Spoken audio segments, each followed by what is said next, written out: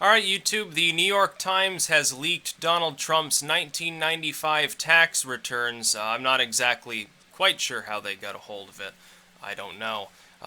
They show that he took a more than $900 million business loss during that year. Now, subsequent to that, what ended up happening is that loss was written off in order to offset other taxes he would have had to pay. So it is definitely true that for quite some time he probably didn't pay any income taxes.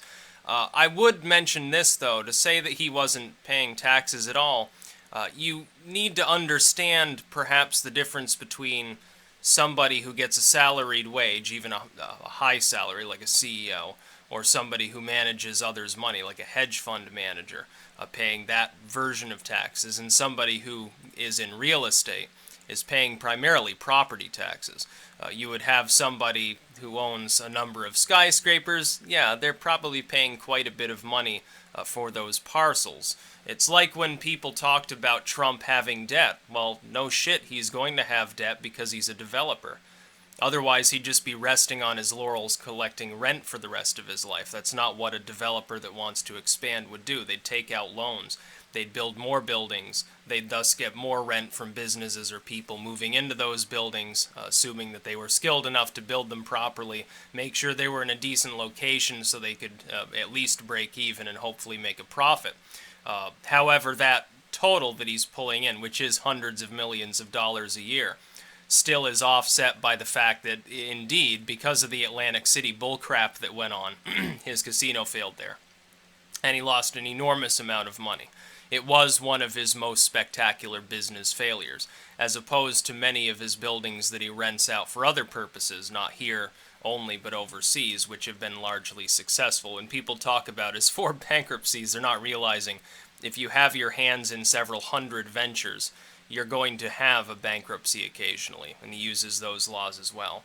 And it's been pointed out by the media on this specifically, nothing he did here was illegal. It's perfectly legal for him to write off that total that he lost.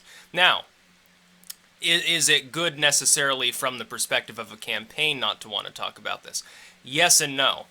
No, in the sense that, yes, people will wonder, well, why isn't he releasing his tax returns? There will be some people who consider that important. I don't really care. I think a lot of other people who have been sort of on the fence probably don't care either. They may be more worried about Hillary's emails than they are somebody's tax returns from several decades ago. This is 1995, so this is back when I was a little kid. It's not exactly recent. However, I will say this. Any competent lawyer would tell him, yeah, and you can release your tax returns. Perfectly legal for you to do that despite being under audit. But it's probably not a great idea. It's probably not a great idea to talk about them on public record, if you don't win, of course, and don't thus get immunity from anything under the sun, unless Congress happens to headhunt after you. That could cause a problem with your fiscal holdings when you go back to private business, which is why he's not releasing them. He's doing it for business purposes. I think he would probably rather release them, realizes the IRS is probably trying to screw him over by keeping him under audit, specifically through the election, so he can't release these tax returns. It's entirely possible that's the case, because, of course, he wants to audit the Fed, apparently, go after the IRS. Yeah, I'm sure that they're not exactly on his ship of state would be. But as far as the tax returns go, they're largely a distraction, but they do matter.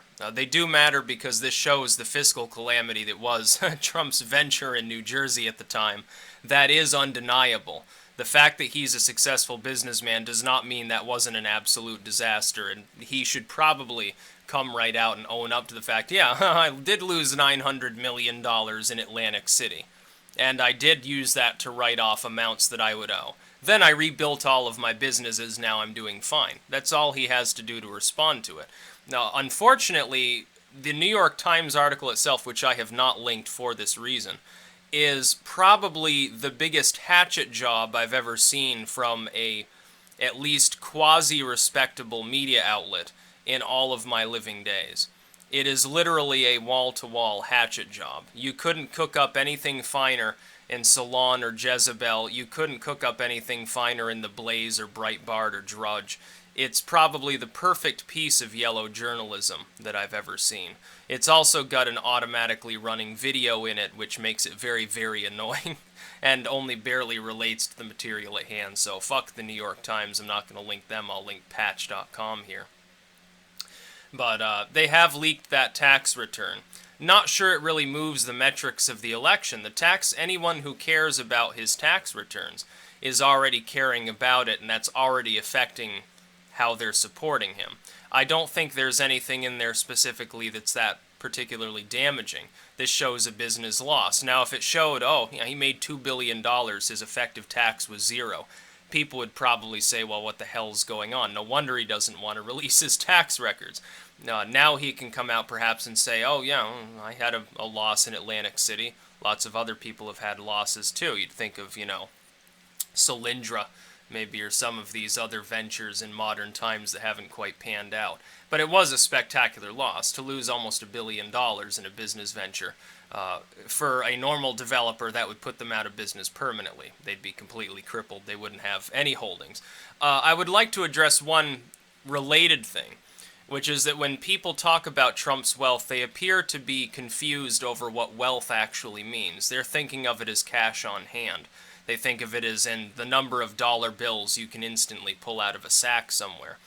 In Trump's case, because he's in real estate, most of his wealth is tied up in buildings, as in literal physical buildings that could be sold, and they could be sold for several $1 billion quite easily. But that's not the same as cash on hand. He's not a stock market player. It's not like he's got billions of dollars in the stock market and in mutual funds and all these things. It's not like he has several $1 billion in literal cash and like gold and silver that he rolls around in like Uncle Pennybags or something like that. Most of his wealth, the majority of it, is in those large skyscrapers that he keeps building. The fact is, that's also why the debt is there. The fundamental principle, if you've got the chops to make it in real estate, is quite simple. It literally boils down to this. Somebody who's had some level of success, they manage some apartments or selling, builds a building, people move in, they pay them rent, they turn a profit, and they begin paying off the debt from any loan that they took out to build that building in the first place. On the success of having done that, they can then compel banks potentially to loan them more money because they're, over time, what they've done is shown that generally speaking they're a safe investment. It makes sense to loan them money because you're going to get more money back than you loan to them. And the money circulates around in this manner. I'm not surprised he has supposedly $650 million in debt. That's a drop in the bucket compared to all of the real estate that he owns. He pulls in that much money in rent every year at this point. So it's not an onerous burden upon him as maybe our debt to GDP ratio is, because he can continue to develop these things. The only thing that would really glut his business entirely and really put him down would be if suddenly the market for rental space for businesses and for people who want a place to live, they're like renting an apartment, completely and utterly collapsed. If that were to happen, there would be no Donald Trump anymore, because that's where an enormous proportion of his wealth is. He'd have to sell those buildings, pay off the debt. Hopefully he'd have a few tens of millions left over. And that'd be basically it. He'd have his winery and he'd have enough money to get by on, but he wouldn't be shitting on a golden toilet anymore if that were to happen. As far as his tax returns go, is it compelling to me? No. Is it compelling to anyone who supports him? No. Is it compelling to Clinton fans? Yeah, they're going to talk about it forever. They already have been. Does it really move the barometer for independents, for undecided voters? I'm going to guess in most cases probably not, because it's already been an issue. It's much like Hillary's emails. They can dig through them all they want, but unless something absolutely mind-blowing happens, unless you get another WikiLeaks dump and it's like, oh, here are 10,000 classified emails. Here's Hillary praising Osama bin Laden. There's Hillary talking about wanting to sodomize Gaddafi herself. Here's her calling Obama, her house slave or something. Unless something like that were to happen, I wouldn't expect that any continued leaks of her emails would affect the election in any measurable way.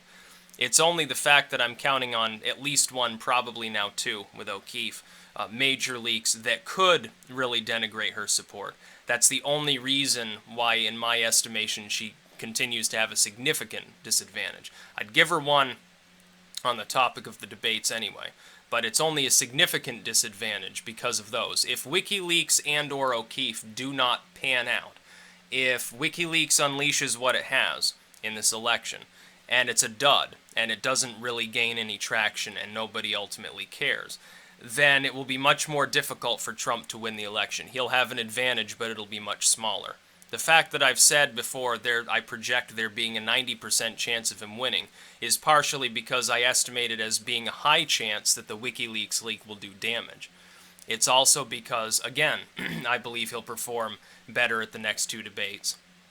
If that additionally doesn't pan out, then I would say Trump would be at a disadvantage going into November. But it's unlikely that all of those things at the same time, in my estimation, will be true. This does not change that any more than Clinton's comments regarding Sanders really move the barometer beyond a niche group of perhaps up to a few million Bernie Sanders supporters who have jumped on board with Hillary Clinton.